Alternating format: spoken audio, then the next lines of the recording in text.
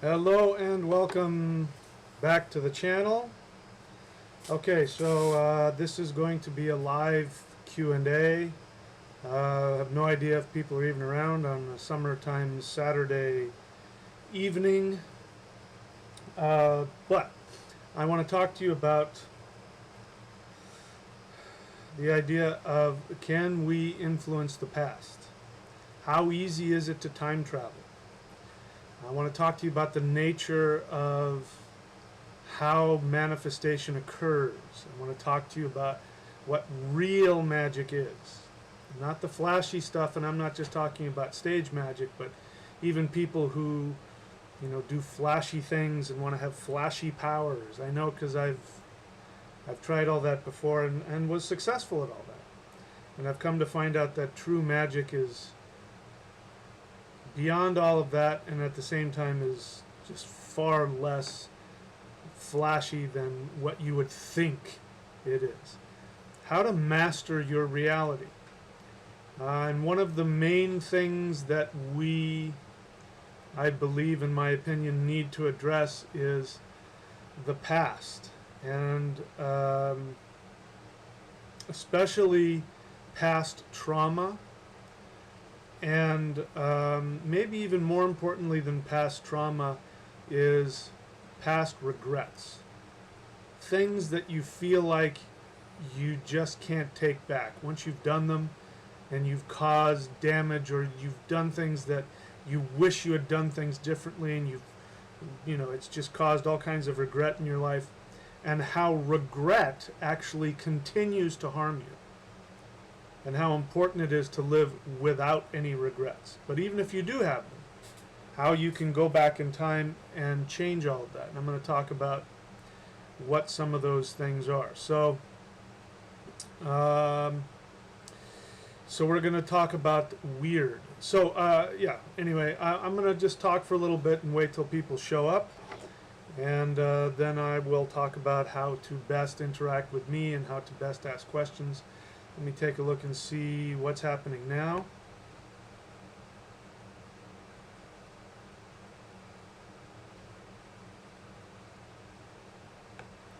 Okay, so a few people are already online and watching. So I'm just going to keep talking for a little bit. So first, just let me give you my feeling on where I want to go with this, and then I'll get into the bulk of the teaching. I want to give people time to get on and be able to ask questions and listen. So, we've talked about weirding, and in the description there's a playlist on my channel about what I call weirding. As it turns out, there's a fairly popular magical path. I don't know too much about it, but I know there are some people out there that are doing it, calling it the Wyrding way.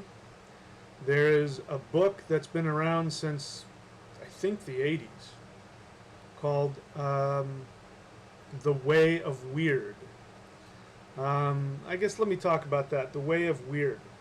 That was, I really enjoyed that book. I don't remember who gave it to me. I think actually my mom gave it to me, maybe not, which would have been unusual because she is a born-again Christian. But now that I think about it, I don't think I got it from her.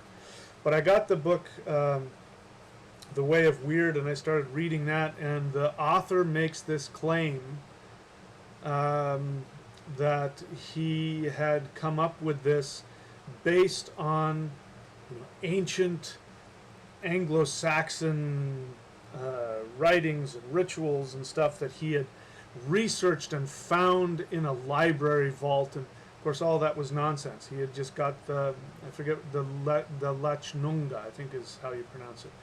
But it's an Anglo-Saxon healing spell book where it's technically Christian, but it's still early enough in the Anglo-Saxon history that they were still going off of, you could tell, going off of old Anglo-Saxon practices, and it was really, there was really nothing about it. I mean, it's interesting, but this guy wrote this whole book, and bottom line is that he stole everything from Castaneda, and then turned it around and tried to make it that he was now going to share some ancient Anglo-Saxon shamanic thing, and it was not. He just basically, he used the premise that he had found the Lachnunga in an ancient, in a British library vault when it was available to anybody, if you wanted to find it. But it was a lot of fun. It was interesting. It was basically the Castaneda version of shamanism that some guy was turning into a fictional Anglo-Saxon kind of thing. And it was interesting. It was a lot of fun to read. Of course, it had nothing to do with anything historic, although there might be some really cool, true things in it, that were actually channeled. And I believe in that a lot, that there's, you can find things, especially in fiction and in fantasy, that, there's actually things that are channeled through there. So I'm not trying to minimize that. I kind of find it sort of ridiculous when people want to pretend to be something that they're not. That bothers me. But anyway, the path of Wyrd, the Wyrd has been used, the word Wyrd has been used as a way to describe the indescribable. A lot of people, when I look at people, especially, when I'm studying people who want to use that word, like the weirding way and that sort of thing, and I look at their definitions, and it's really just kind of a way to Germanicize,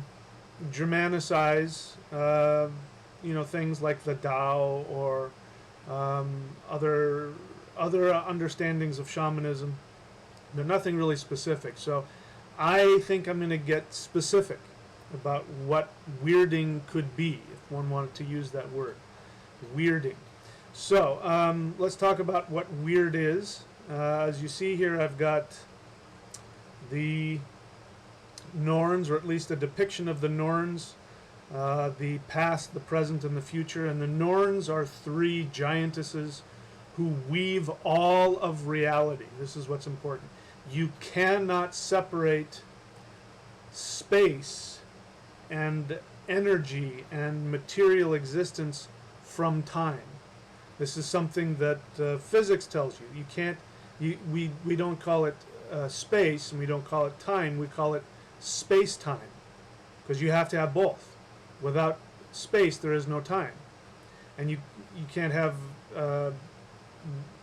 space without time.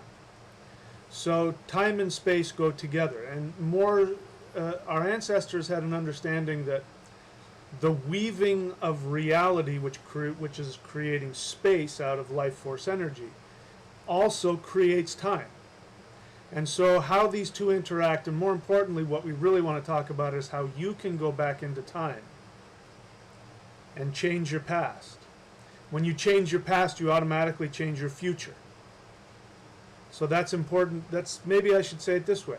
You can't change your future without going back into time and changing your past. And anybody who has successfully changed their future or changed their path, if they're heading down a path of misery and destruction and bad luck, and they have found the strength and the power to change that and turn their lives into something else, they've changed their past. They have changed Wyrd. Before I launch into more, I guess what I want to say is here's a central theme about this which is important to understand. There actually is no such thing as the past or the future. It doesn't exist. There is only the present. And what you do in the present creates a past and a future. This is what meditation is all about. This is what empty Zen mind meditation. This is what living in the moment is all about. And how people can completely change everything in their lives by changing the present moment, by aligning yourself. So we're going to be talking about that. We'll see how, I tend to go off on a lot of tangents and all that kind of stuff, so we'll see. But now let me see if we've got an actual number of people watching, and I'll tell you how to best interact with me. So we got 8 people here. I'm probably preaching to the choir. So, but I'll just go ahead and say what I have to say, which is that best way to interact with me is to ask a question. If you put out a statement, I may or may not agree with it, which is fine too, because then that gives me an opportunity to expound and go off on tangents. But sometimes people get their feelings hurt because I disagree with them, or point out flaws in their thinking or ways that I don't agree with. Before I go any further, let me do a little bit of business here, because a lot of what I'm going to be talking about will be found in my books. So let me just do some ads really quickly while I focus on what I want to say here.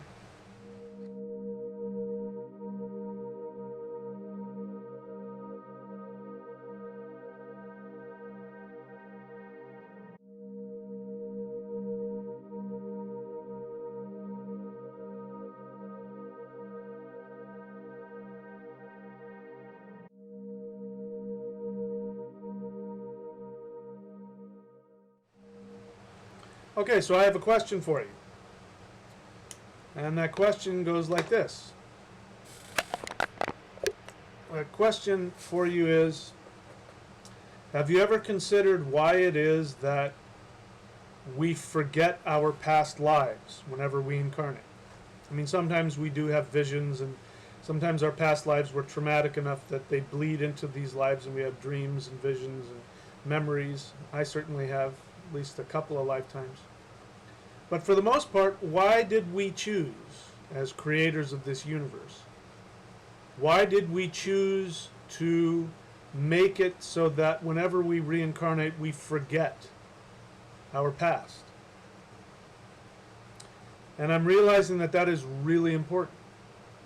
That we have to do that, because if we operate with a conscious frame of reference about a past, especially a past that we wish we could have done differently, or a past that we wish that we could have erased, as long as that is in our unconscious or rattling around in our awareness, then we are actually doomed to keep recreating it. So one of the reasons is that so that we can live in the present, because the truth is, past does not exist. The only way that the past exists is because you are hanging on to it on some level.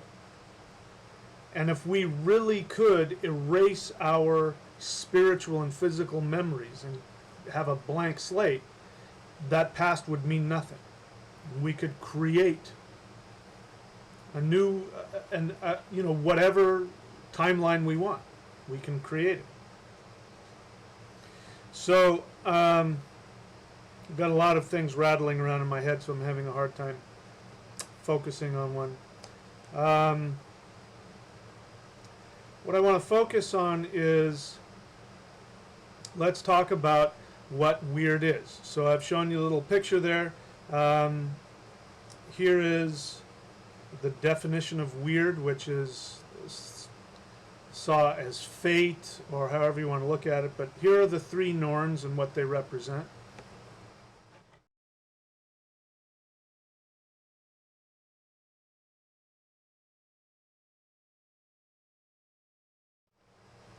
I actually was just doing a little bit of research on the word. The Norse words are Wyrd, which translates as origins, Verdandi, which is normally translated as the present, but if my latest research is accurate, Verdandi means happening, like ing, like in the moment, happening in the moment.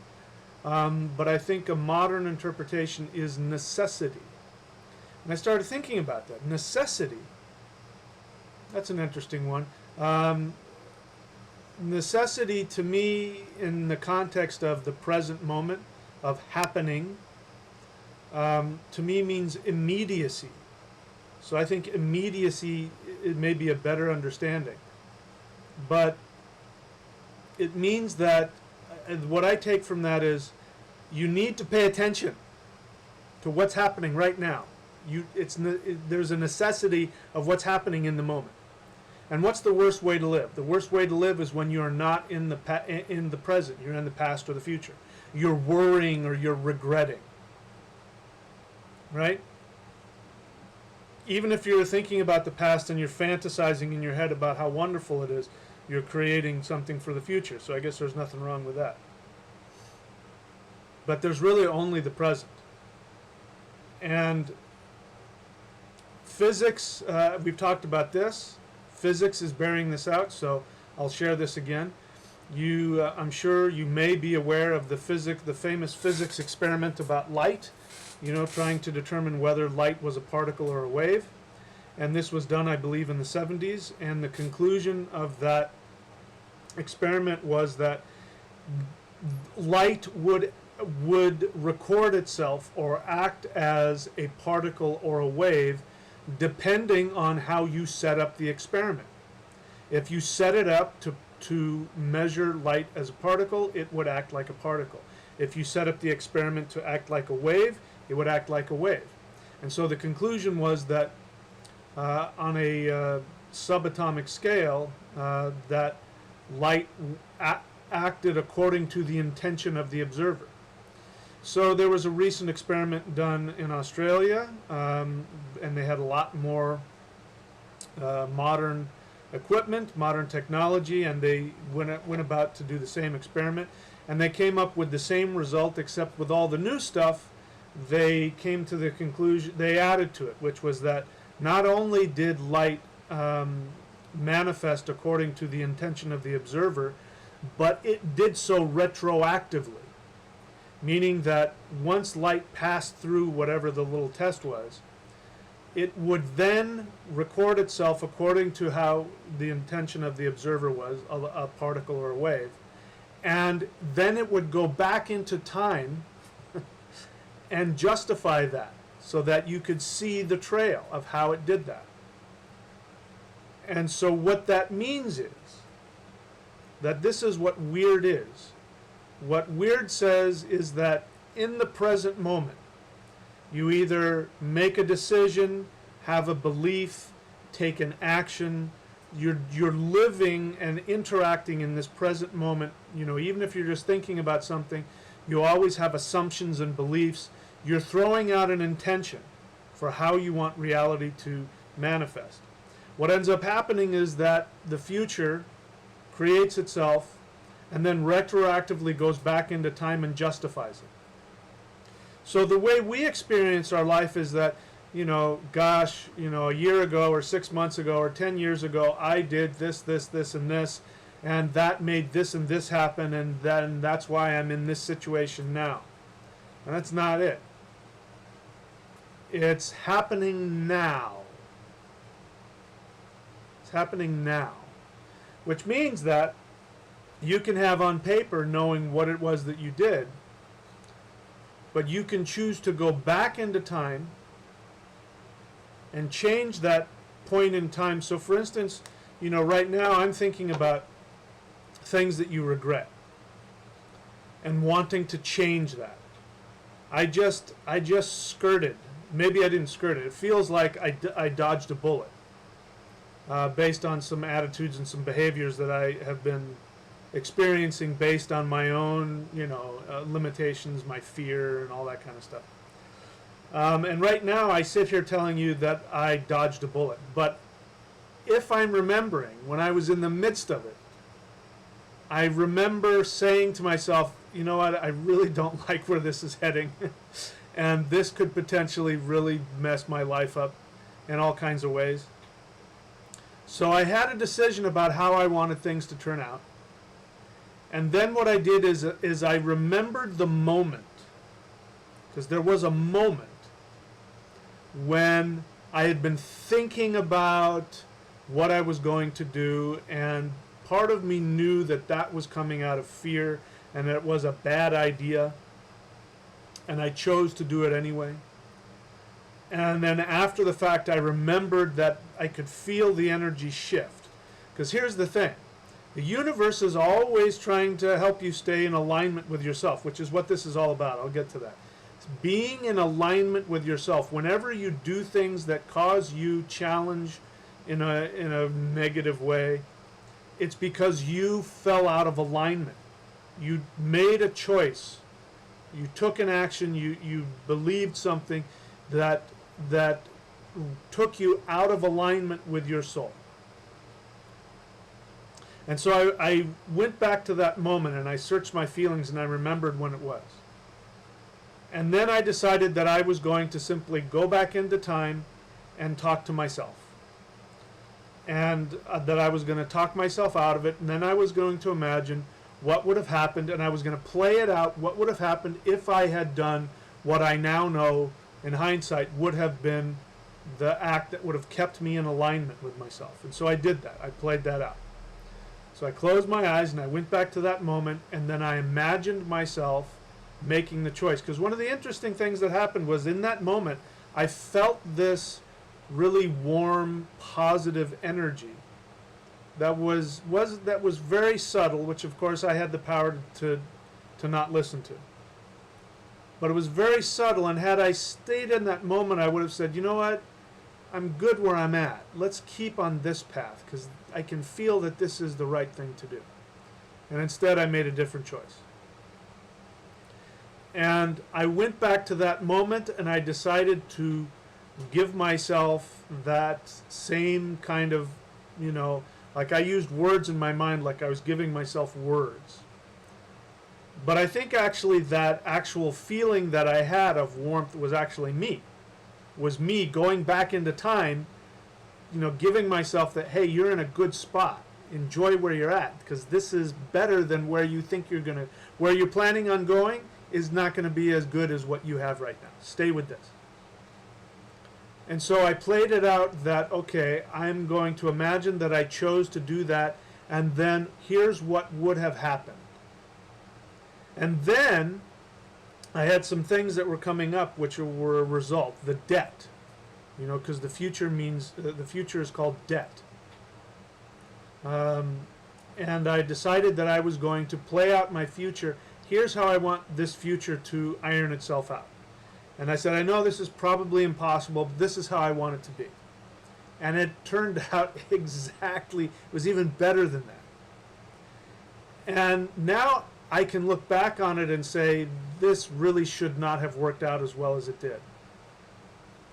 And I believe, and I'm choosing to believe, that the reason why things worked out not only as they did, but better. I'm like, because now I have the benefit of hindsight and knowledge and awareness, but I'm living with the effects as though it never happened. Does that make sense? Is because I went back into time and I did that with myself. So you're asking me, how do I do that? Do I have to do something crazy? No, you don't. You just simply, you can just breathe, play some music, whatever it is that makes you comfortable. Close your eyes and go back to that one moment. When is that one moment where you knew what you're about to do was not the greatest idea, but you know what? I deserve it and I'm going to do it anyway, or whatever your thought process was. And then you regretted it. You're like, I wish I hadn't done that. You can go back and heal that. Now, if the experiment, the physics experiment is true, and my experience here is true, then the way things will play out is that you will end up creating a future where things will work out seemingly even better for you. You will have learned your lesson, and you will have repaired whatever the potential problems were. And you will feel an experience of relief and happiness and like, wow, I just dodged a bullet, but I'm so glad I know what I know. Okay? Which a lot of people experience as, that's the way things were supposed to happen because now I know this. So I was supposed to make that mistake and cause all that damage. And that's the way people justify, the destruction that they cause, and that they don't have to feel guilty. And sometimes, I've been in this situation too where, things have happened and people will actually justify what they did and say, it's better that it happened this way because, and then they don't realize how, hurtful they're being because there's another person on the other end of that going, no, I didn't need to go through that. So if you take that part out of it, like, it was meant to be that I do this really horrible thing to you. Instead of that, you can still own what you did, but know that you went back into time and changed it. It's just like we do with kids or teachers do. I do this as a teacher. I want to give people experiences so they don't have to make the same mistakes I did. Because in retrospect, you can go, listen, you really don't have to do that. You can do this. This is why teachers just say, just listen, just do what I'm telling you to do. Don't ask questions. Just do what I'm telling you to do. You'll understand later. This is why they do that. Because they know that, if you're willing to listen to their experience, if you trust them, assuming that they're trustworthy, if you trust them, and even though you don't know why they're having you do whatever it is that they're having you do, if you just do it, then you can get to the benefits. It's a shortcut to getting the benefits without having to make all the mistakes and potentially getting yourself trapped, if that makes any sense. Anyway, so let me see if there are any questions that I can answer. I'll go into question mode here. We've got 11 people watching. Again, the best way to interact with me is to ask a question.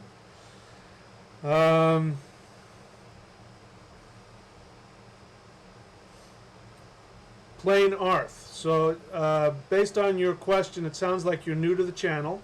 So welcome to the channel. I would recommend that you watch as many of my videos as you can, because a lot of those will answer a lot of your questions. But you're free to ask a question if you want. Wyrd, is that Norse? Yes. That is where we get the modern word weird from. And it's the pre-Christian European shamanic understanding of time and how time creates, how the world is created. I could get into that, but that's another subject. Again, I've made videos on that. Go back into my channel when you have time and watch that. Renee Petronovich, Spider Woman comes to me all the time, and after our conversation, I'm so thrilled to learn these things. Thank you, bless you. Thank you, Renee. Yeah, I'm really interested in the Spider Woman thing. There's a lot more to be learned by that. Okay, let's see here. Qigong Part 2, is it on download or just DVD? Celestial Qigong Part 2 is only on DVD. So go to Michael William Denny. No, just go to Amazon.com and type in Celestial Qigong, and Part 2 should come up. Basal Biso, you are the one. I like you, man, and I like your way. Well, thank you. I appreciate that. Yes, Renee says, Basil, check out the Patreon page. Join us studying with the private videos. Thunderwizard.com if you want to learn in-depth advanced shamanism. Go there. Black Earth Production says, the Wyrding Way. Awesome, yes. Let's see. Weird Magic, yes. Yeah, I'm trying to figure out a book title for this. I haven't decided on it yet, but it's coming.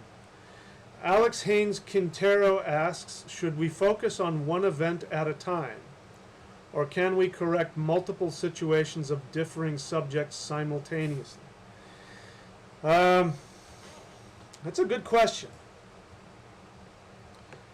See, here's the thing. The first thing that pops into my mind when you ask that question, should we focus on multiple things at a time or should we focus on one thing, is that see, everything is streamed off of other things. So when we're talking about fixing a problem, like for instance, there could be 10 years of things that, of a path you wish you hadn't taken. And throughout those 10 years, there are multiple, branching off moments that you could focus on. So my suggestion is to focus on your feelings and go back to one key moment where you feel, ugh, that was the moment. Oh, that one moment that sticks in your head where you go, oh. You really regret that one moment, and you can see from that one moment how it just created all kinds of stuff from there on.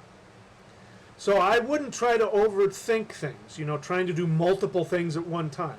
I wouldn't do that, because that's not how reality works. There's only the present moment. There's only one moment ever, which is the present. That's always the case. That always will be the case. That always has been the case.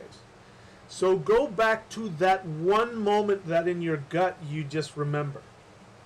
Go back to that moment and change that. and then multiple thousands and thousands of other moments will have already been, you'll resolve it in one moment. So that's what I would say. Go back to that one moment. So let's talk about Wyrd. Let's go back for those who are not familiar with what Wyrd is. Wyrd, again, here's the three phases of Wyrd.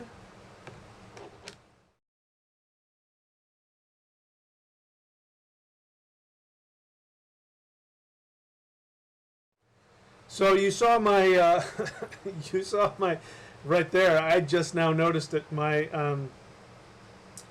Freudian slip. I've got past, present, and past. That's not. It should be past, present, and future. That's what I get for not paying attention. I'm doing things at the last minute. So origins is the past.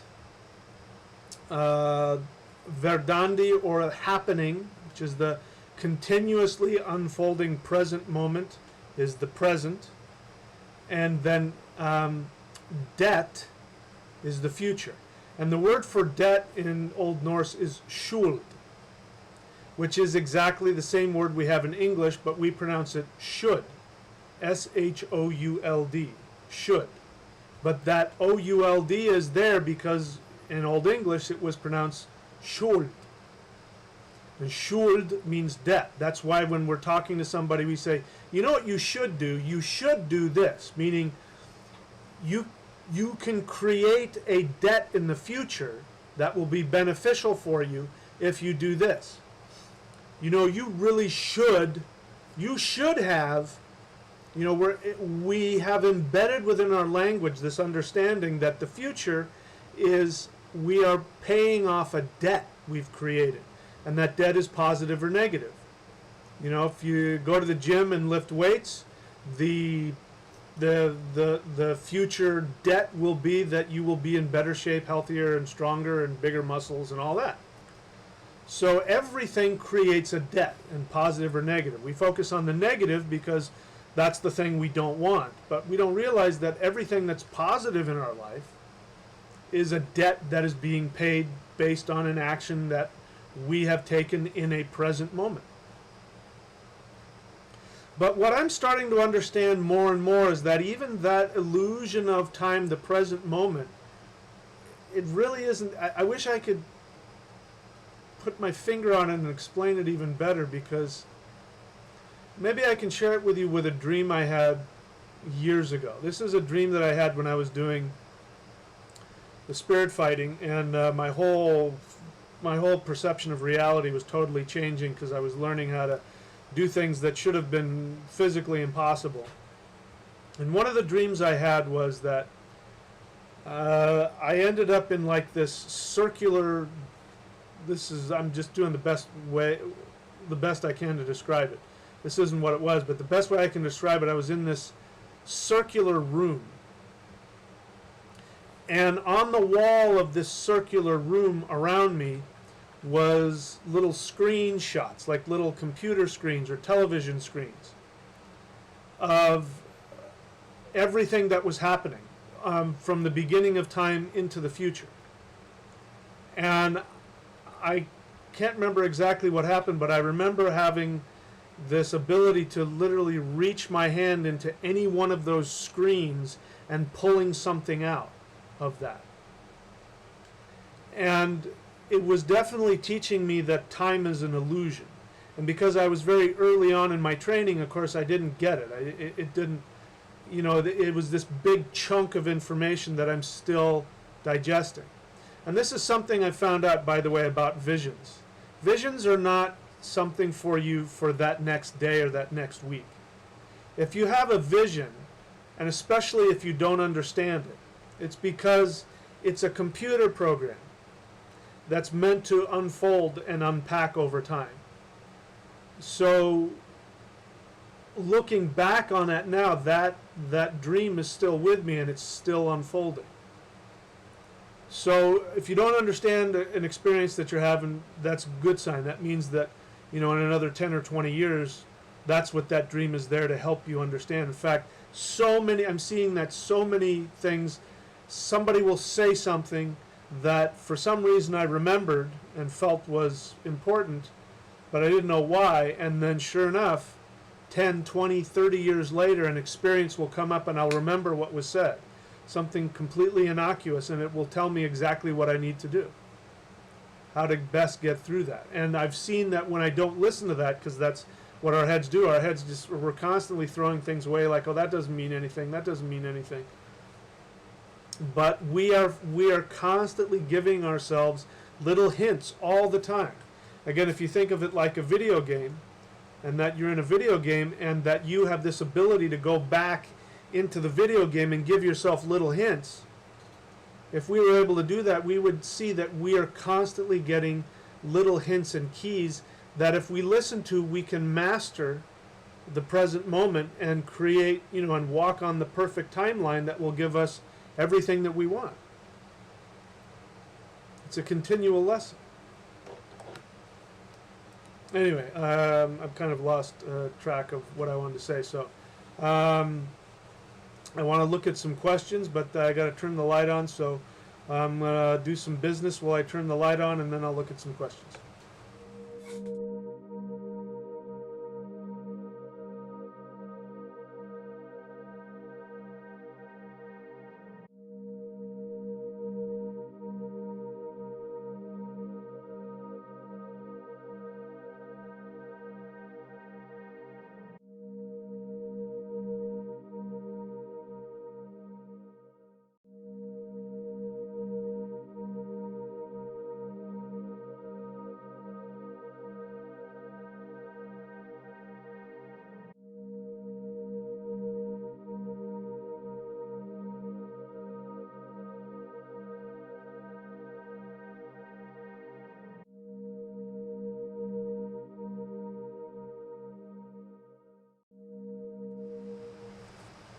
Okay, so I want to talk about something that I think illustrates what I'm wanting to express. By the way, for those of you who are new to this channel, go to thunderwizard.com if you want to learn and study with me either personally or get private videos. I just finished today doing a video on the Elhaz rune. And it was I had some insights about the Elhaz rune I had not known before based on its connection to the previous runes. So I won't get into that because that's what the advanced channel is for, and I highly recommend it. Go there and check that out. But I'll talk a little bit about it. So I want you to look at the Elhaz rune for a moment, because this is going to epitomize in a lot of ways what I'm about to explain.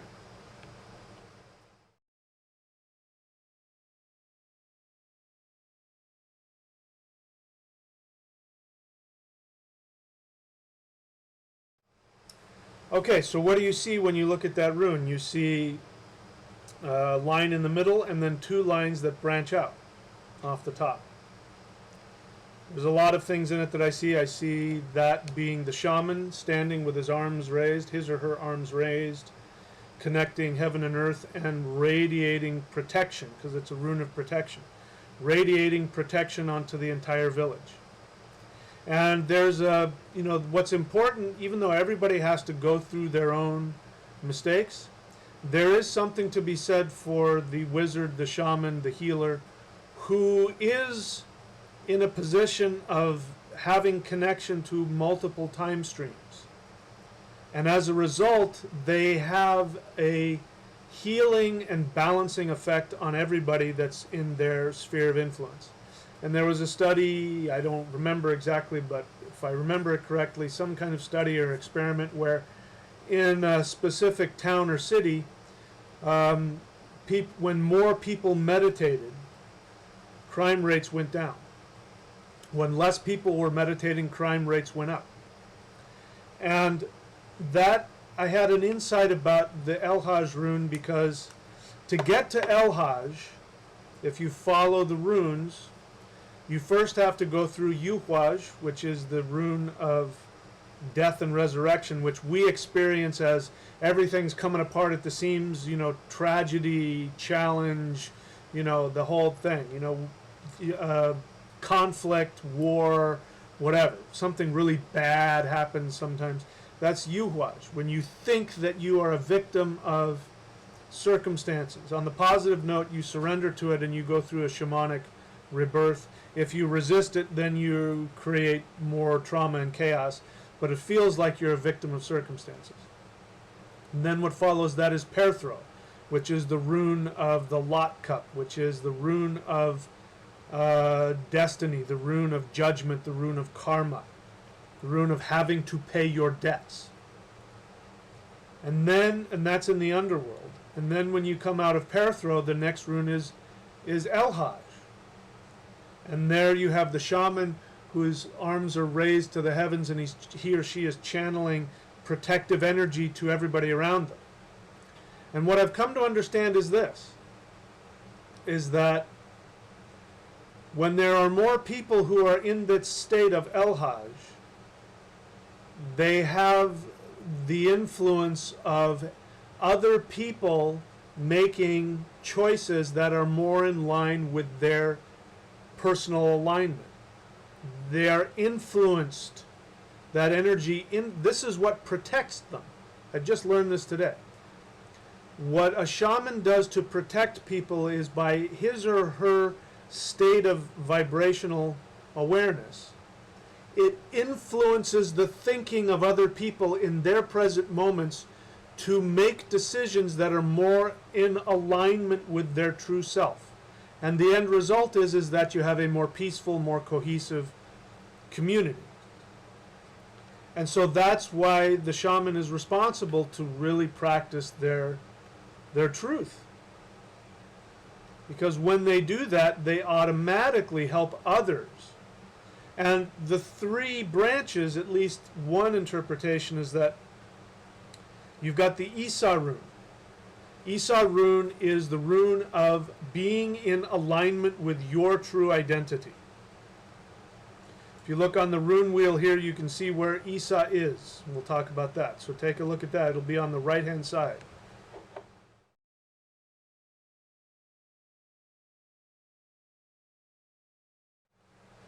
So Isa is on the right-hand side in the eastern direction, which is the realm of thunder and lightning, is the realm of Thor. Thor is the protector of mankind. And when you are in the thunder wheel and you get to the east, bonk, going clockwise, remember energy goes clockwise, you go clockwise to the east, you end up in the self. And so Isa is not a rune of selfishness. There's a misunderstanding. People think Isa is a rune of ego or selfishness in a bad way, and it's not. Isa is a rune of being in alignment with your true self, which is yourself, your ego. We need an ego or we can't function. So when you're in alignment with your true self, you are in Isa.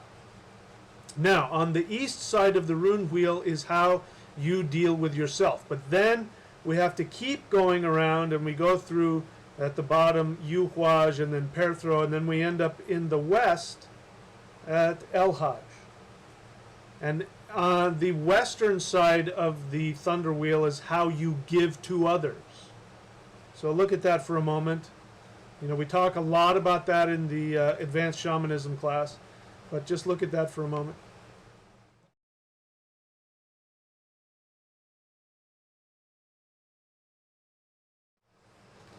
So the runes on the east are runes on the three levels, the physical, the psychological, and the spiritual, having to do with your identity.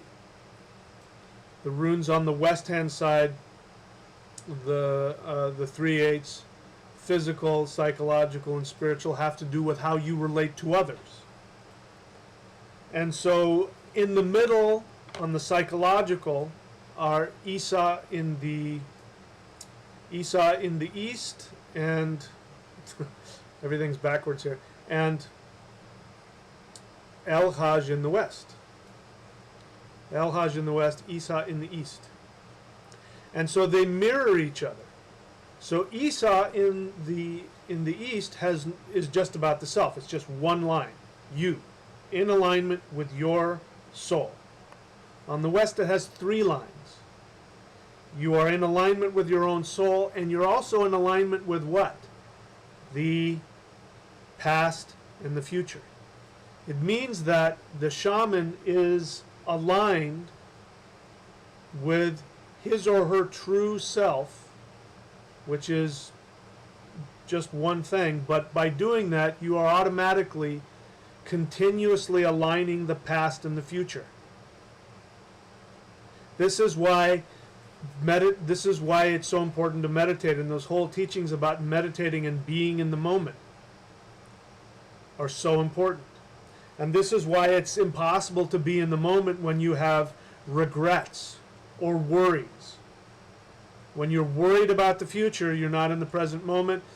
When you worry about the future, you're automatically creating negative past karma. Automatically. You didn't know that, did you?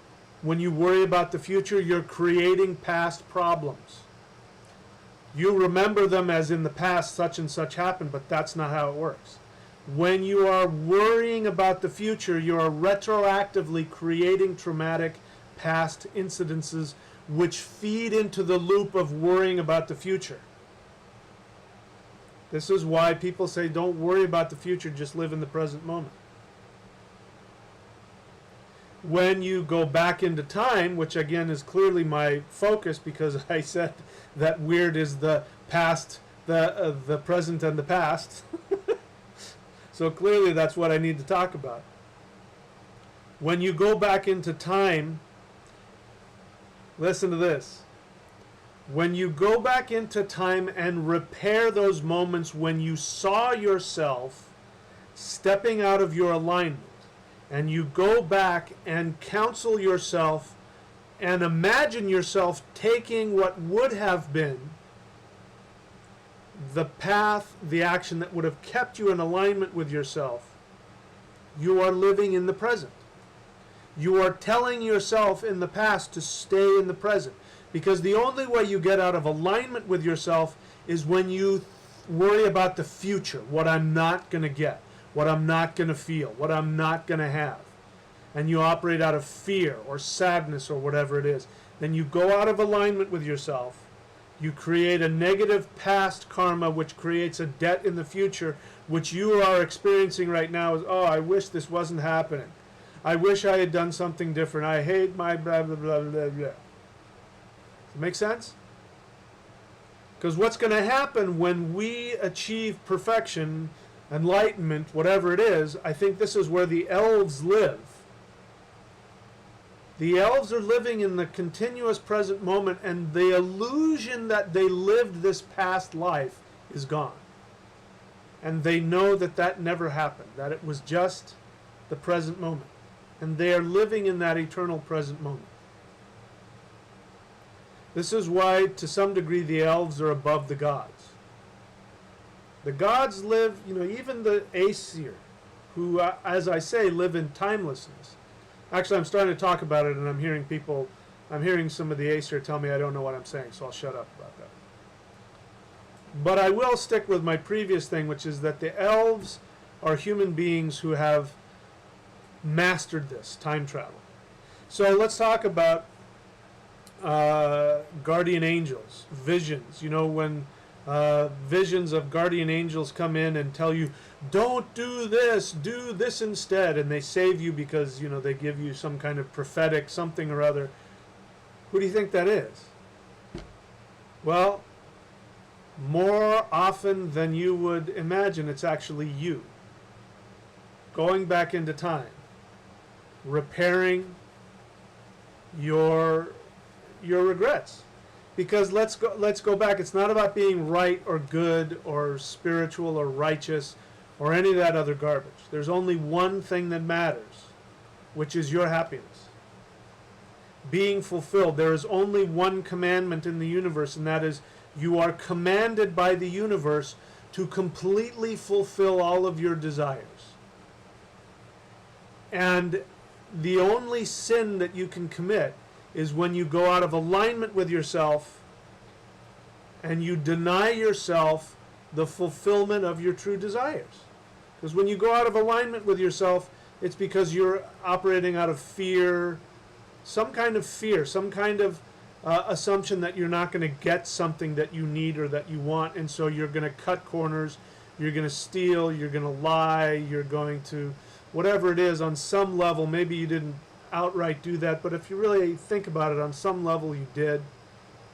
You lied to yourself. You did something out of fear, out of an assumption that you aren't being taken care of.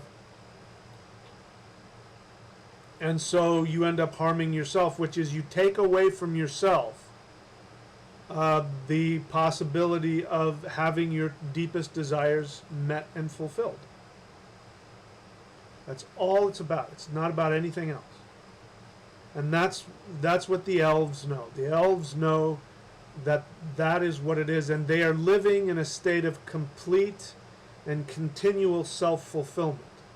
That's why the elves always have this air of calm acceptance. There's no judgment. There's acceptance. There's this feeling of love. There's also this feeling of, if you make a mistake if you have to. We're not, you got to do what you got to do to learn. There's also that. There's no judgment or incrimination, because they know at some point you're going to figure it out.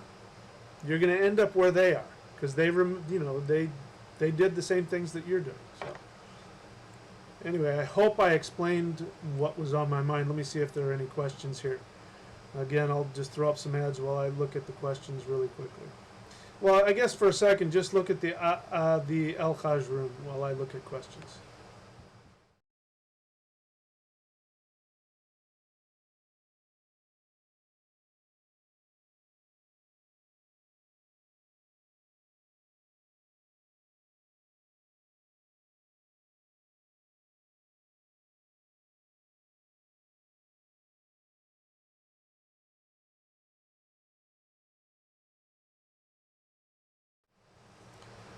Okay, so Black Earth Productions mentioned something about wanting to get a reading, and yeah, so to get a reading, wait, what happened? Am I still connected?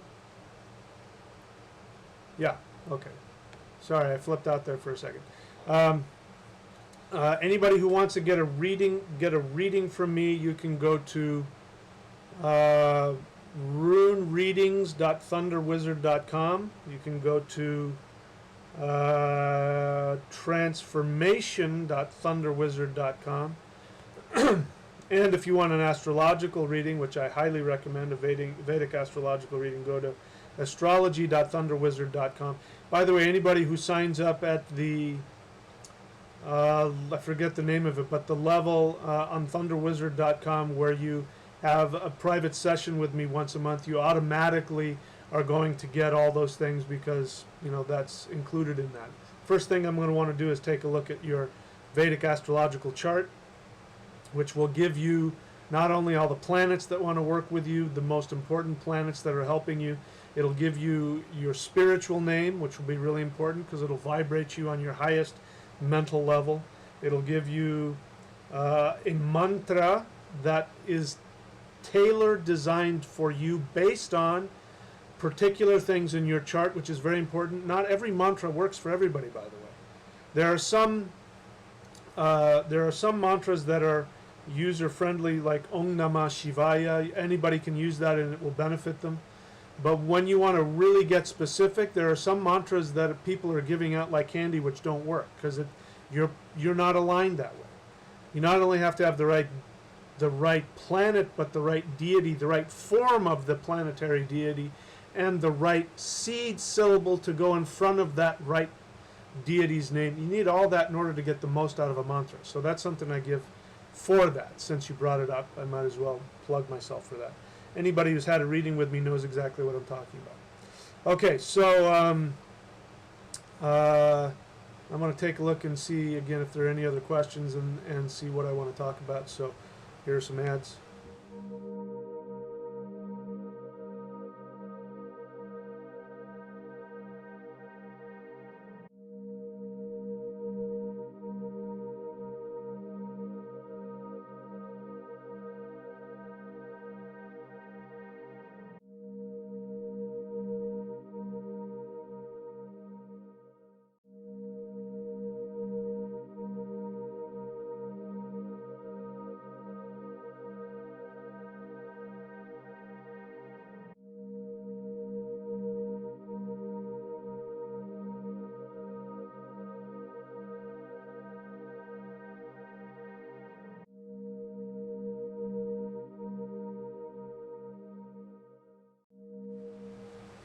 Okay, so let's talk about the number 3.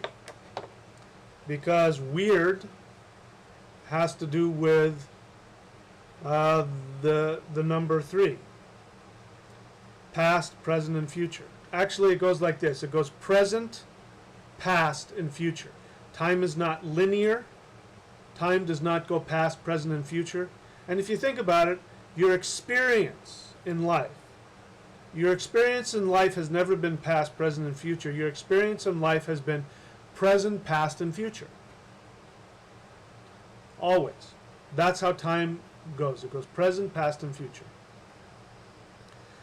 We have the 3 happening everywhere. We have mind, body, and spirit. We have Odin, Vili, and Ve. We have Father, Son, Holy Ghost. So we have multiples of 3, which I'm now going to focus on, which is why I work with the thunder wheel and why doing rituals within a thunder wheel gives you mastery over time and space. So again, here is the thunder wheel.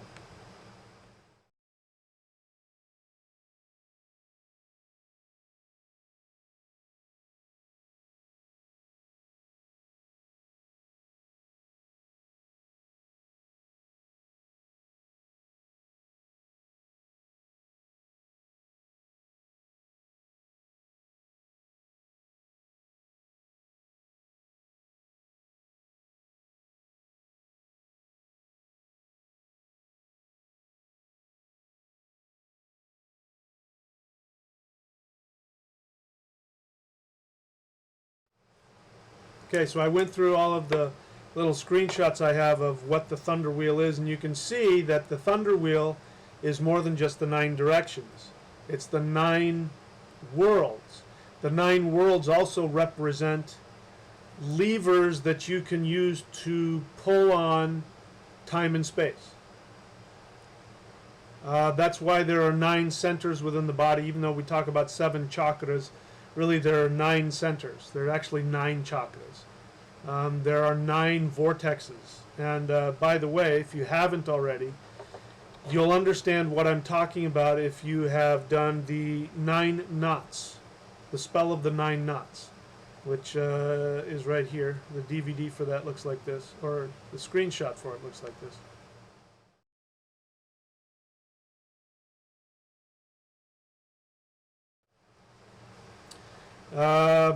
The spell of the 9 knots, I won't get into it, but I'm just realizing that that's why that works. The spell of the 9 knots is one of those things where, unlike, say, doing a mantra meditation where you have to do 40 days of a ritual to make something change, you can do the spell of the 9 knots once.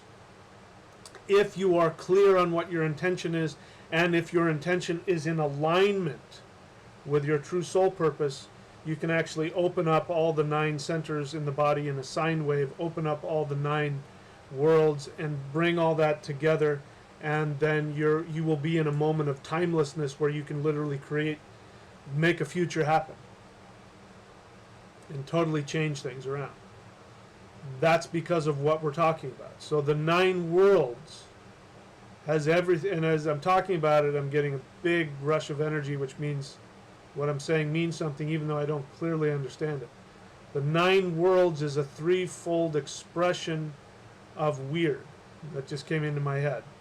I'm going to have to unpack that and see what that means. So let me repeat that so that I can do that. The 9 worlds is a 3-fold expression of Wyrd.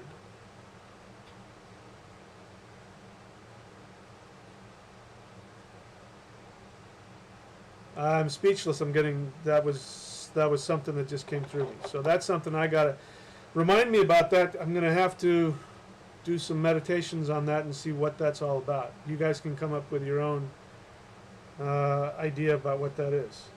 So let's just meditate on that for a second. The 9 worlds. That means all of the entities, all of the properties of the 9 worlds of the world tree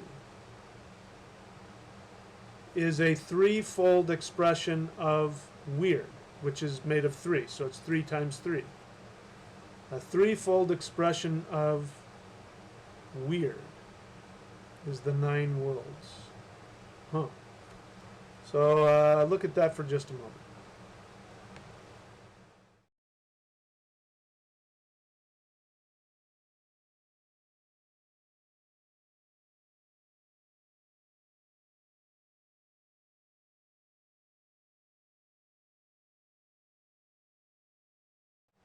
Okay, so I'm just going to follow that while this revelation is coming to me. So you're now going to get an idea of how I work. I just got hit with something, and now I'm going to talk my way through it. I'm just going to walk through what it is that I'm feeling and what I know about that. In the center of the 9 worlds is Midgard, Middle Yard, which is where we live. It's the trunk of the tree. We are in the center of all of the other 8 directions. We are the center of the 9 worlds. What does that mean? That means you human, you man, which means mind, divine mind. You divine mind that are listening to me now, you are the source of all of the other 8 worlds. You are the source of the gods, the giants, the dwarves, the elves, the fire demons, the underworld, the earthly gods of fertility and magic, the ascended masters. Everything comes from you. It's an illusion that you are influenced by those things. Those things are a projection of your internal state of being. You are everything. You are God. You are infinite. This question has been coming up a lot. People have been asking me recently, how is it that I am God and that you are my projection, and yet you are also God and I am your projection? Because that's a worthwhile question. This goes back to the misunderstanding of the people.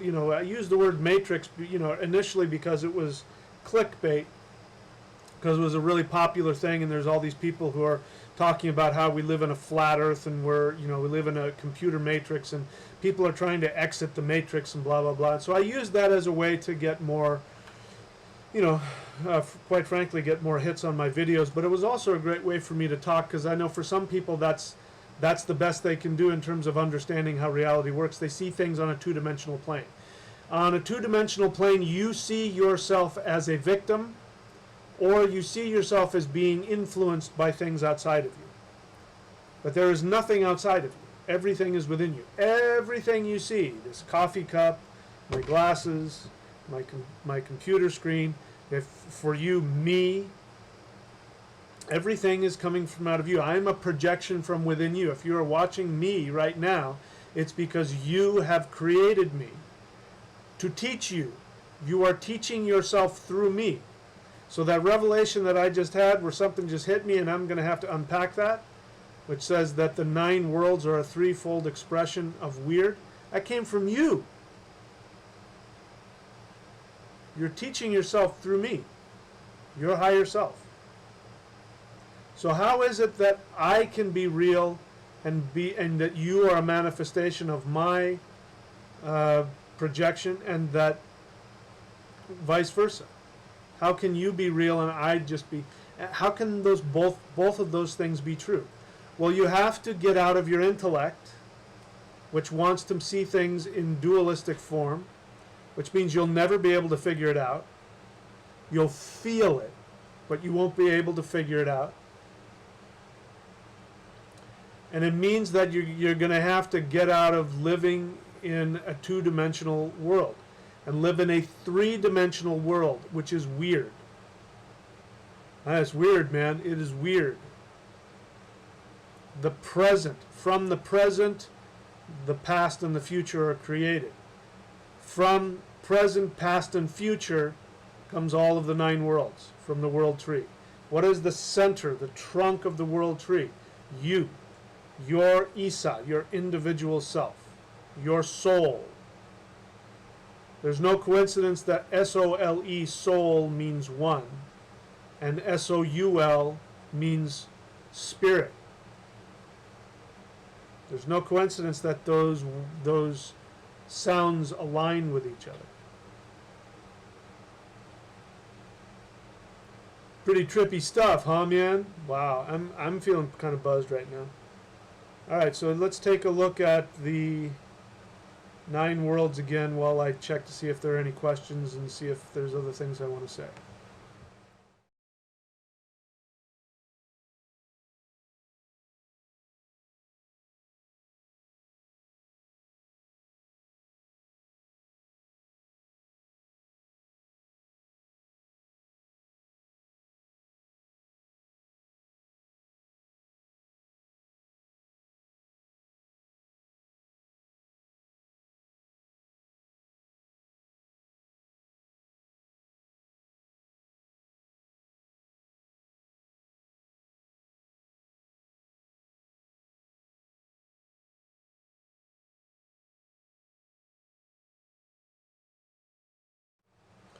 Okay, so there's one question here. Let's see if I can answer that. Again, like I said, the best way to interact with me is to ask a question. So those are the things I respond to first. I'll respond to questions first, because that's what this is, a question and answer period, video. So Leah Kingbird says, Wyrd, you said elves. Through my past life regression, I saw myself as a member of elven royalty. Is it really past life regression, or were you progressing into the future? Is there a way more effective? Is there a way more effective? I think, is there a more effective way? I think you're trying to say. Is there a more effective way to realize more details on this besides meditation?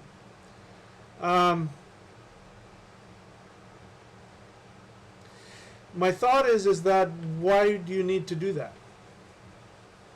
What are you going to benefit by doing that?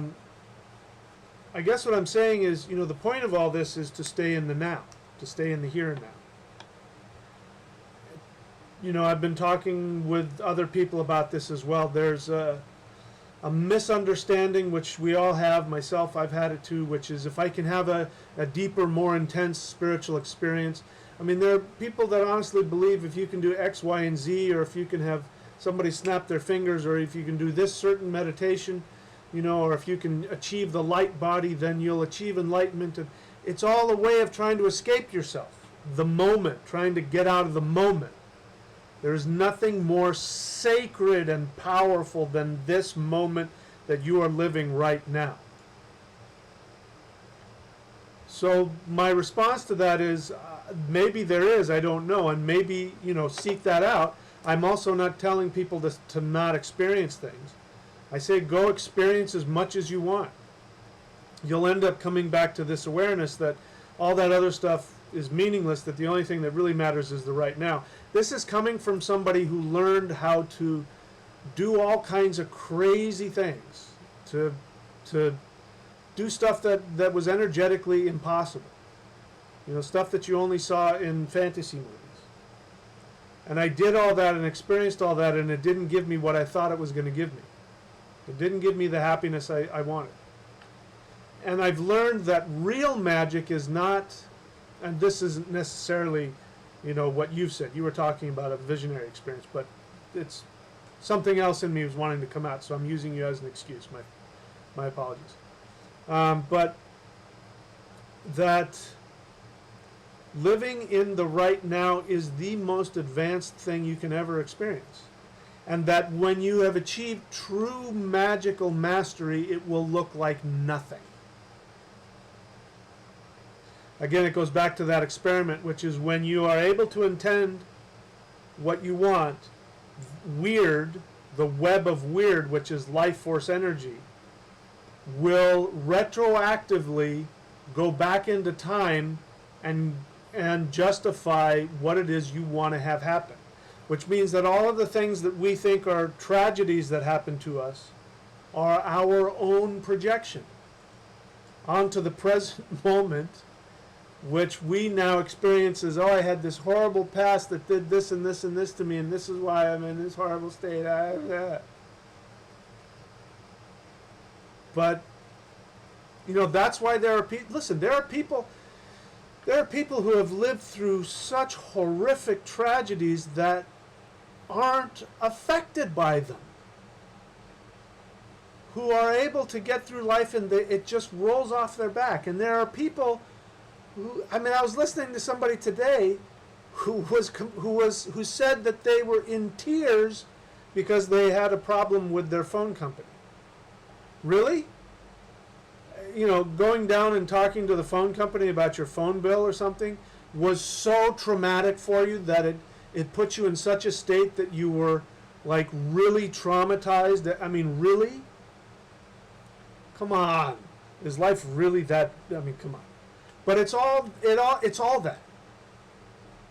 No matter how bad it is. And I know a lot of people don't want to hear that.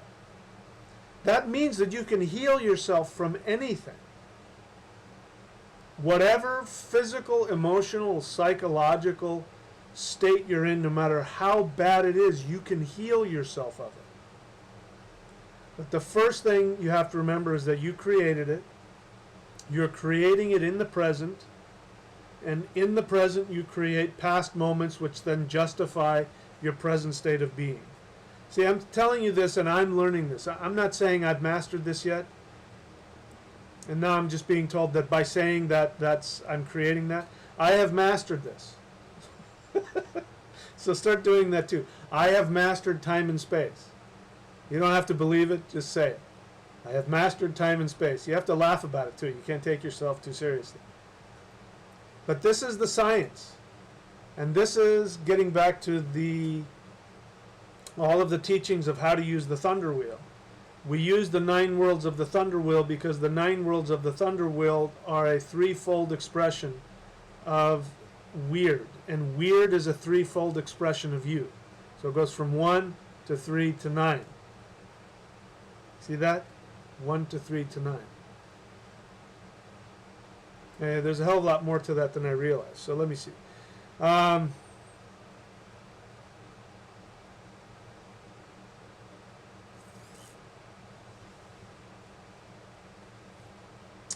just looking for questions here. Again, the best way to interact with me is questions. You guys are talking to each other, which is fine.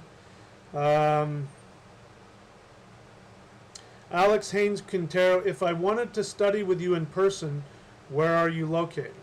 I live in Los Angeles County, Southern California. I do teach people in person, but you'd have to contact me to work that out. But the first step is to become an advanced shamanic student, a Thunder Wizard apprentice. Go to thunderwizard.com. That's the quickest way to do that. But working with me privately, manifest that. I mean, here, I'll give you a task. How's this? Imagine that that's happening in the present moment, and then something will happen where I will create it. That's happened before, by the way. There have been students who have said, you know, I was just thinking about wishing that you would talk about this, and then I end up teaching on exactly the thing they wished I talked about. So again, here's that thing where I am an expression of you. I am your creation. So short answer is I live in the Los Angeles area, but go to thunderwizard.com or email me and see what happens. Okay. Zach Smiter says, one question for you. Do you actually believe in the gods as beings? I have watched some of your videos and I can't exactly tell. I can't tell either. But listen, I don't know you, Zach. I don't know where you're coming from. My first reaction to that is it sounds a lot like a lot of questions that come from Asatru people, but it doesn't necessarily have to be that. But again, it's that two-dimensional thing of. So let me explain to you this way. You know, I talk a lot about how the Hindus, modern Hindus, reflect how our ancestors used to think. Because what happened was 2,000 years ago, our polytheist Indo-European ancestors lived in this kind of awareness that I'm sharing with you about now. And then what happened is the Roman Empire came in and conquered Europe, either intellectually and or with their actual armies. And then with the later Roman Empire advent of monotheist Christianity, wiped out the indigenous understanding. And that has gone all over the world now. And there are only a few places that still you can find vestiges of that, which I call understandings that have an unbroken connection into prehistory. So the Hindus have that.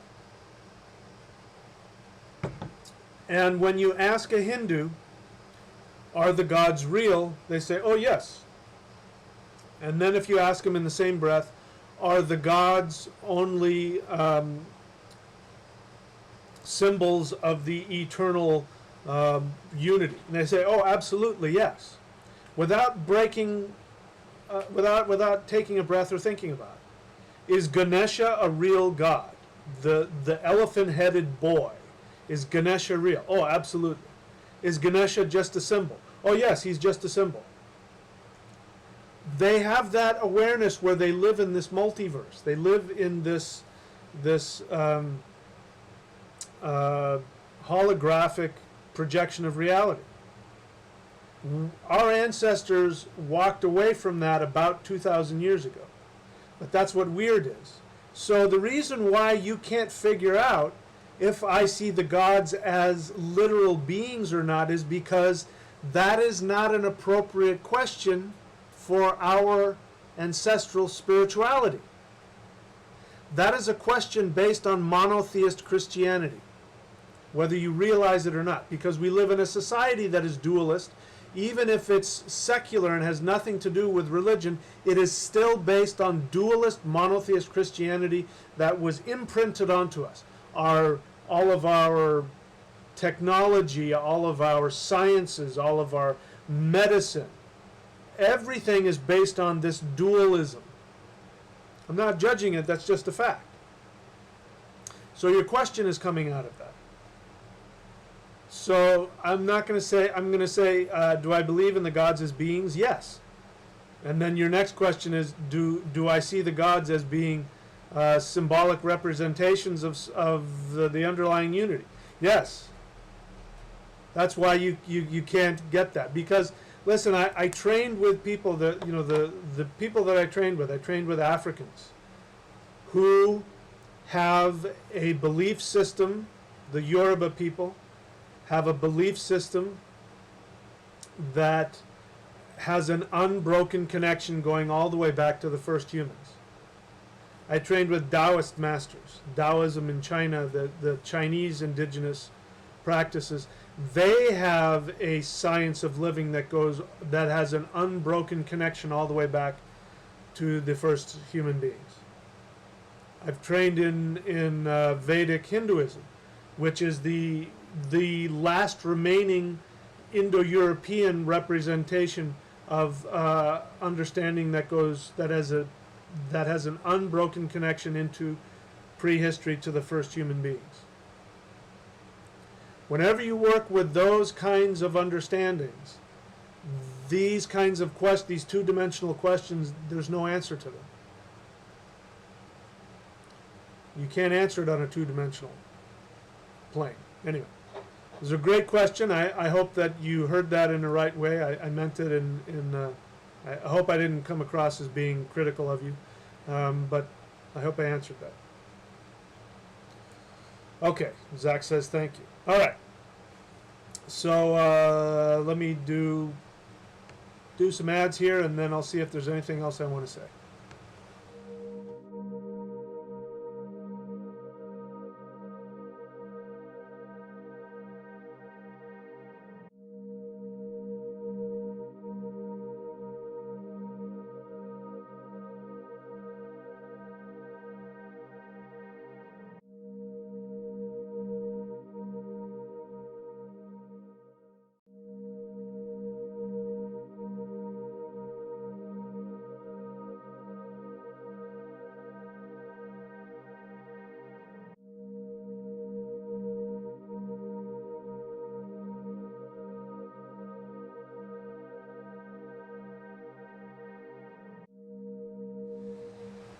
Okay, so what's coming up for me now is that this understanding that I am just, I'm just sharing with you as it's coming to me.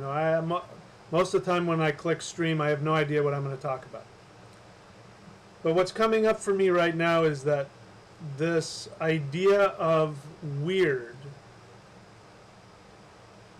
of present, past, and future, which weaves the 9 worlds into existence, which is our physical, the 9 worlds is our holographic expression of our lives. We live our lives out in this hologram, which is the 9 worlds. It's not a 2-dimensional screen, it's a 9-dimensional screen. That is central to understanding the power. Now I'm starting to get it. The power of the 9 knots spell, the spell of the 9 knots. Again, here's the DVD. I would recommend. I'm gonna have to do more teachings on it, but here's the DVD on that.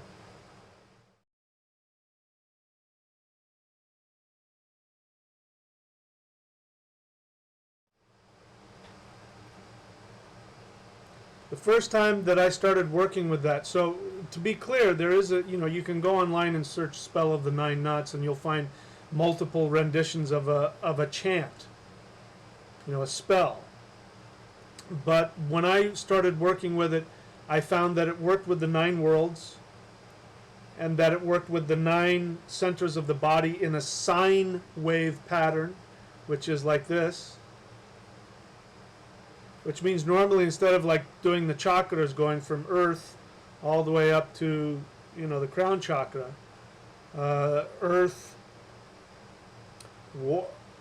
water, fire, air, ether, right?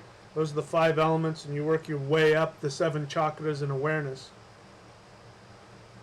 That there's a sine wave where it starts with the extremes and then bounces back and forth until it gets to the center.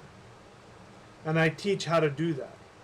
And the first time I started working with that, which is what, if you go in a clockwise fashion in the thunder wheel,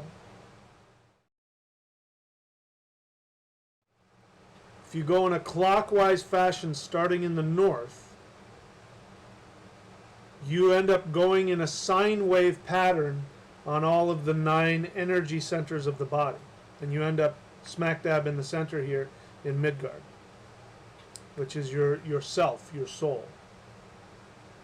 That when you do that and you use the thunder wheel in that way, that you bypass all of the other stuff and you you instantaneously create a reality. Because the first time that I did that and I opened up the 9 centers that way, I had this, the energy was too intense for me. It was too much. And now I understand why. Because you're dealing directly with the power of Wyrd. Wyrd creates everything. It weaves everything. It literally creates reality. And when you do it that way, again, it doesn't look like magic. So again, the magic of what I used to do, when I was working with spirit fighting, where I was doing things like barely touching people and having, and having people fly across the room, or even not touching people, and, people feeling like they just got hit with a ton of bricks. That kind of magic is not the same. Because it looks like something that shouldn't exist. And it's a lot of fun. Don't get me wrong, it's very powerful, and it's very, all kinds of good stuff like that. But it's not true magic. True magic is when you do it, nobody ever knows you did anything. It's like those Star Trek, episodes, where somebody will be out of the time loop and then they have to go back in time and do that, and then they realize, once we fix this, we're going to end up back in the time loop, and we won't remember that we fixed all these things. It's just like that. You have that kind of power. That again, that what physics shows us is that our intentions, when we are aligned, our intentions affect the web of Wyrd, the physical reality, in time-space, it changes to manifest according to our attention, then goes back retroactively in time and then justifies it so that it looks like it was totally natural. That's why when you've got these people who want to prove spirituality, they can never do it.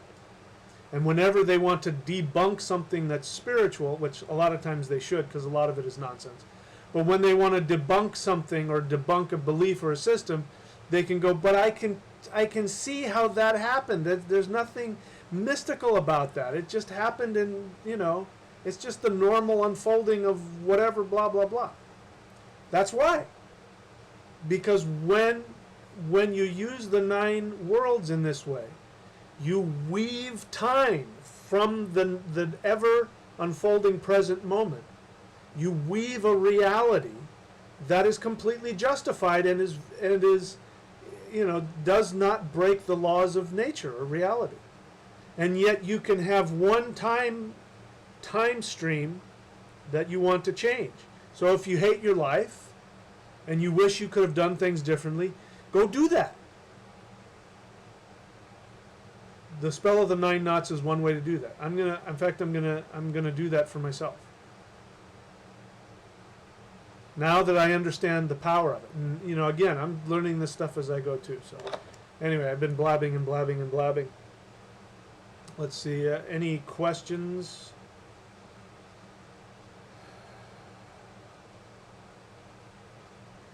Now I see asks, is the name you give in Vedic astrology given in runes or Sanskrit? Neither. The name, according to Vedic astrology, what happens is you want to see where your moon is, and you want to see which pada, which section of the nakshatra, which is a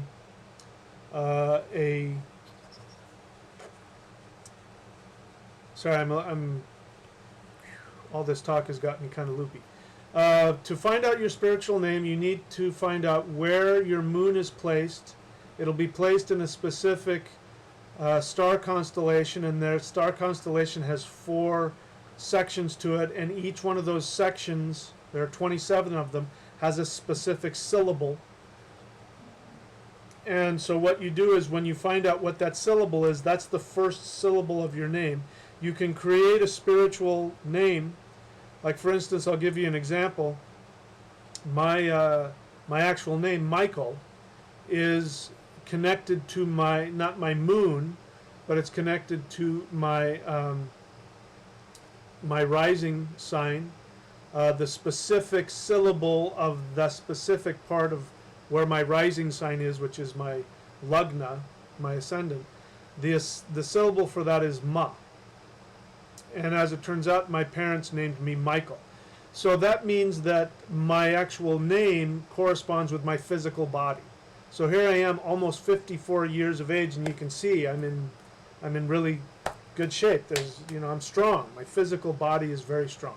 And it's getting stronger as I get older, which means that every time I call myself Michael or people call me by my name, it vibrates on my ascendant, which is my physical body, which will make me physically more strong.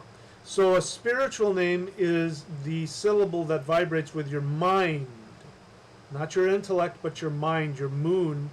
And when you give that to a baby and you give them that syllable and have a name that starts with that first syllable, then as they go through their life, their mind is constantly being stimulated to vibrate at its highest level, which means their emotions and their ability to think objectively will be at its best. And that's what you want. You want a child to be able to make decisions throughout their life. That's what a spiritual name is about. So you can write it in runes if you want. You can write it in Sanskrit. I'm just going to give you the syllable, and then if you want, you can create your own name from that.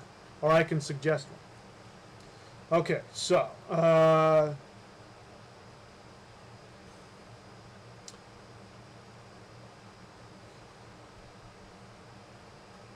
Black Earth, I have a question. What is the correlation, in your opinion, with the Druids and the Vitki?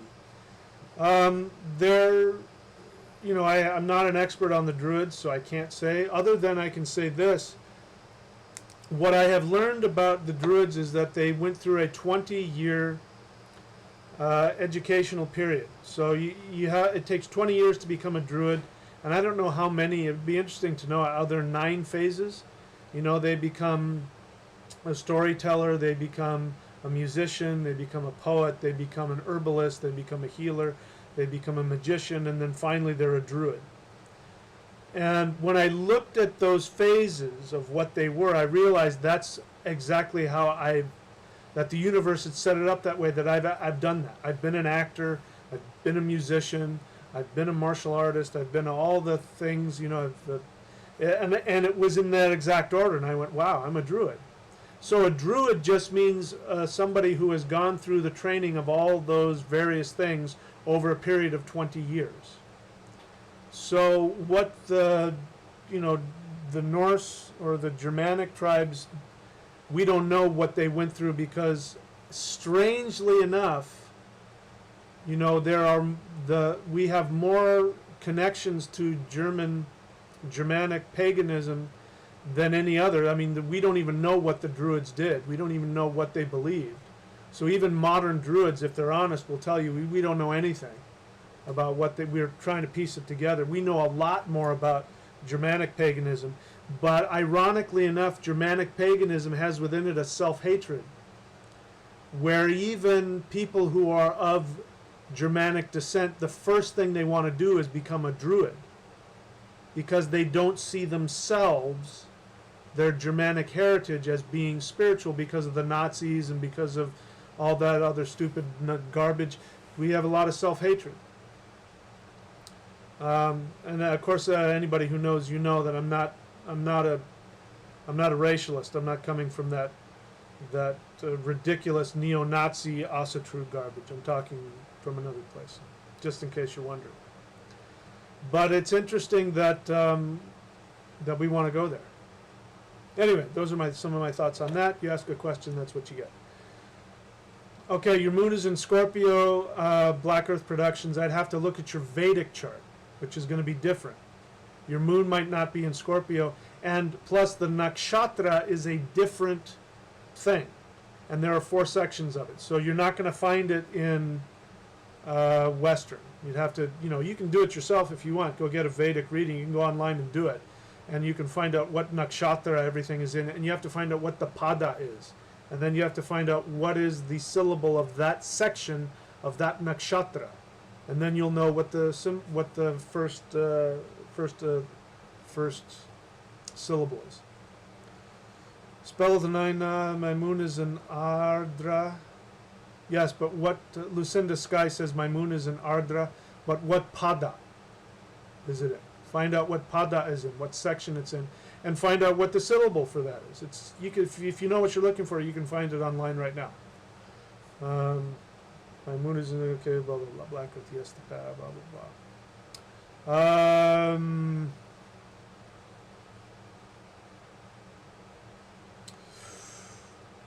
You want a Vedic reading? Yeah, go on to Black Earth Production says, yes, I want the Vedic reading.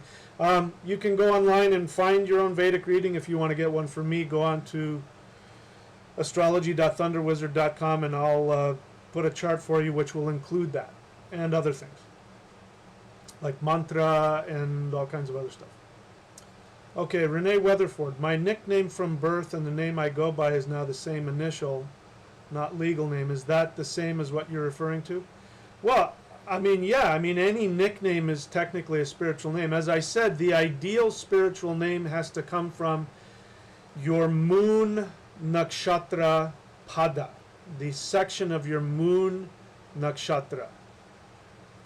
But that doesn't necessarily mean that's the only spiritual name available. As I said, my parents named me not by my moon, because if they named me by my moon, then I would have to have a name that started with the syllable tu, T-U, which is interesting because at one point I wanted to call myself Tunstall, which sounds just really kind of nerdy and geeky and stupid, but it's actually one of the names of, I think, one of Thor's, something connected to Thor, one of Thor's somethings or other, his son or his something, anyway.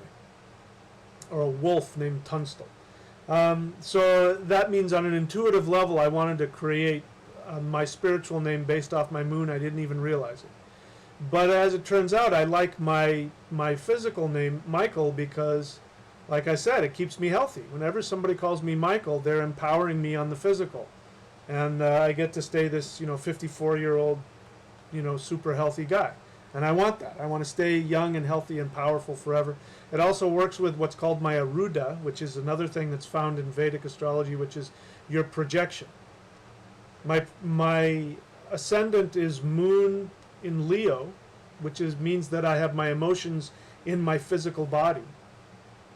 As a Leo, I'm very out there. It makes me very emotional. But my Aruda, which is my projection, is Mars in the third house in Libra. The third house is hands. So let's say if somebody has Moon in the third house or Jupiter in the third house, it means that they're a healer. Their hands, with their hands, they can heal. Now I do have that ability, but Mars in the third house means I'm a warrior. It means that I'm the last person you want to get in a fist fight with. Spiritual warrior means that I learned how to spirit fight, which means I learned how to use energy, manipulate energy with my hands to fight evil spirits. See, it all comes together. That's my projection, and so that's why I dress this way. That's why I want to stay physically strong and all that and look that way, look like a warrior, because that's how the universe wants to project through me. So you see all the little things that come out of a reading? That's why everybody should get a reading from me. All right. Yeah, so Renee, I don't know what your spiritual name is according to Vedic astrology, but more than likely, whatever your nickname is, I bet you if I look at your chart, it will have to do with something that was important to you. For me, physicality is important. Maybe it's your intellect. Maybe it's your, success. Maybe who knows what it is. But more than likely, all nicknames vibrate on some part of your chart. And anyway, all right. So that's it for that. I'm not seeing any more questions. We are about 1 and a half, hour and 40 minutes. So I'll go ahead and finish with this. So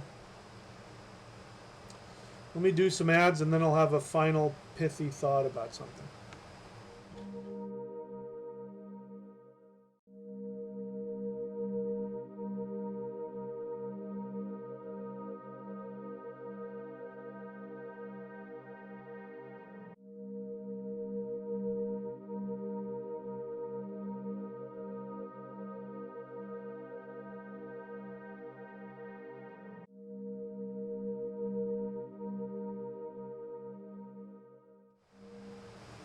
Okay, let me just say this. There might be some new people on the channel. Understand that YouTube is not set up to help you find videos and very well. What YouTube is designed to do is to constantly keep diverting your attention to new videos all the time, and it's very hard to stay focused. So my suggestion to you is to go to the thunderwizard.com YouTube channel, and it's spelled out that way, Thunder Wizard, DOTCOM. That is my channel. Go to the channel page and start watching the videos. If you want to, look in the playlists and start watching the playlists, because there are videos in there. Some of them are hours long, like hour and a half long videos on runes and rune magic and rune divination that people aren't watching just because YouTube isn't throwing it up in your face. Go back and watch some of the older stuff. Binge watch my channel, because there's so much information on there, and it's for free. I teach meditations and mudras and hand seals and mantras and all kinds of stuff that you're not going to find anywhere, that people have to pay thousands of dollars to get. Just one of my seed sound mantras, people pay $5,000 from some yogi somewhere to get. So go on my channel, it's free. Just please, it's out there for you to take advantage of. Go make use of it. That's the first thing I want to say. Second thing is, let me just go through some of the books here. Runes, here are the 3 rune books. Rune Divination, excuse me, that was rune shamanism, the first one. The second one is rune divination. Third one is advanced rune shamanism. If there was one book that I had to recommend which will give you the correct foundational assumption, if you can absorb this one assumption about you and your relationship to the universe, if you can absorb and master this, you won't have to do anything else. You will be able to create everything that you need. And that is the Shamanic Secret Commandment to a Perfect Life, the missing ingredient to the secret. I say it out because you might not be able to see it because it's kind of blurry, but the book looks like this.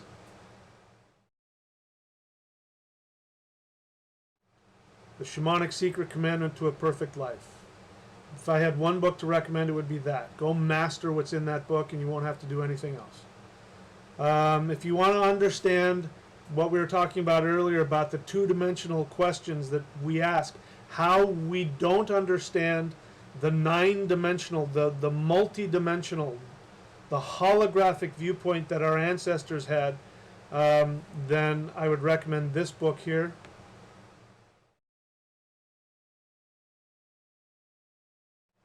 That was a vision I had from Odin, who explained to me that modern monotheist Christianity especially, but our modern dualist monotheist understanding of the universe is the most destructive thing. It was literally like dropping a nuclear bomb on our society. And I've said this before, and it sounds like I'm being critical and prejudicial about religion, but I'm not. Monotheist Christianity is the single most destructive thing that has ever happened to our planet. So read that book so you can understand why and how you can heal yourself from that.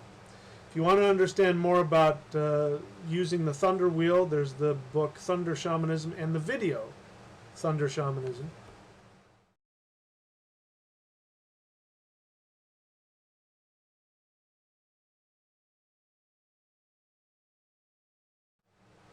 And then there's the DVD, The Spell of the Nine Knots. I'm embarrassed about it because I didn't edit it right. There's one part towards the end where I was in the middle of something and I didn't edit it out, and I'm telling myself to edit this part out, and I sit there and I do this for a while.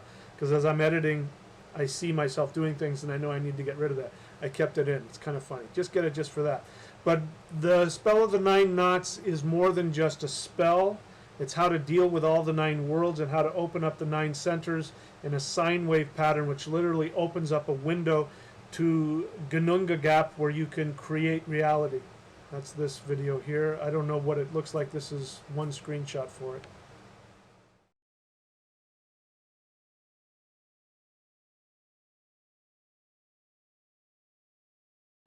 Okay, so that's all the business that I want. If you're interested, go to thunderwizard.com, and I guess the best way for me to say it is if you want to support this work, because my goal is to just do this work, and right now I'm able to do it. That's all I do is I just work with clients, and I just do this work full-time, and I want that to continue. My goal is to have 250 subscribers at the initial level, not the first level, I think it's the third level, where people pay $25 a month to see 4 private videos per month. I want 250 people on that level. If I have that, I can spend all my time doing videos and then deal with clients on the side. That's what I want to do. That will give me more time and ability to then do things like people are asking how can they work with me personally. Eventually I want to get to the place where I have retreats and seminars and have them affordable for people, because in order to pay me for my time now, you probably can't afford it because my time is too valuable. But that's my goal. So if you guys want that, that's what I want. I want to get as many subscribers on that level as possible so that I don't have to worry about anything other than just focusing on this work and empowering you guys. I eventually want to have some sort of school, something, I don't care if that's virtual or physical, I really don't care, but where we can have, people can become teachers and have little satellite schools, and I really don't need to be involved in that. I swear to you, I just want to give you the power to go and create it yourself. You can create your own path. I don't care. I have no interest in creating sycophants. I love my privacy and my time, but I have a responsibility, and people want to learn. So that will come as a result of me having the time and the resources to be able to create it and put it out there so it's affordable for everybody to have as much as they want. That's my goal.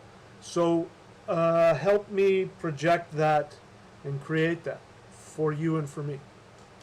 All right, so I'll check if there's any last minute questions, and then if not, then I'll go ahead and end here. Let's see, question. What about a moon in a 9th house? Again, Lucinda, I don't know if that's Vedic. A Vedic chart is going to be different than a Western chart. It might be the same. I need to know what sign it's in, all that. But basically what that means, if you're right, again, if it's Western, there's a good chance that your moon might not be in your 9th house. But in Vedic, if your moon is in your 9th house, it means that your mind is constantly into spirituality. Your 9th house is your house of spirituality. Like, the 9th house is your dharma, which means your house of like temples, spiritual worship, spiritual rituals. So if your moon really is in your 9th house, it means that your meditative mind, not your intellect, which is Mercury, but your meditative mind is always thinking about the realm of true spirituality. That's what that means. But again, might not be in your 9th house. You'd have to double check. And again, you can get a reading from me, but you don't have to. You can go online and get online Vedic astrological chart, and you can type in, as long as you know your birth time and everything, you can get your own chart. There's all kinds of stuff out there, and I would get it from me, but you can get it for free anywhere you want. Let's see, what else?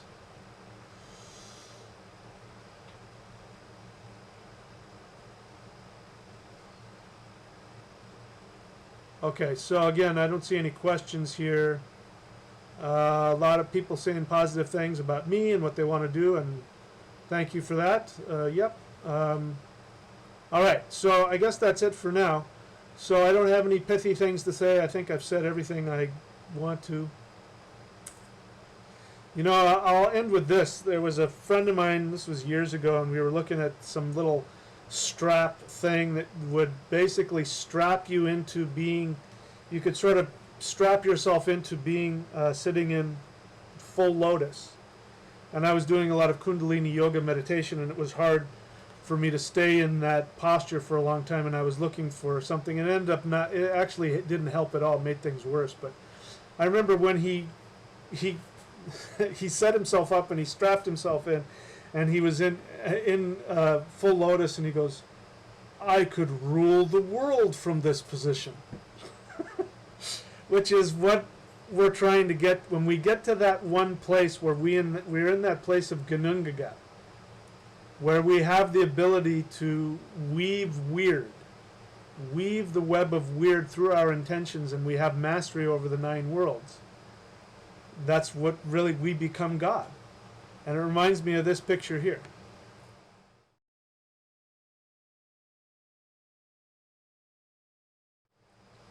We have that ability. You don't even have to get into a full lotus to do it. Anyway, that's it for now, my friends. Thank you so much for allowing me to rant and to rave. And yeah, I don't have anything else to say. I think I said it. You are everything. Right here and right now. There's only right now. And right now you can create anything you want as long as it's in alignment with your true self. And I suppose that's the journey. All right, until next time, thanks again.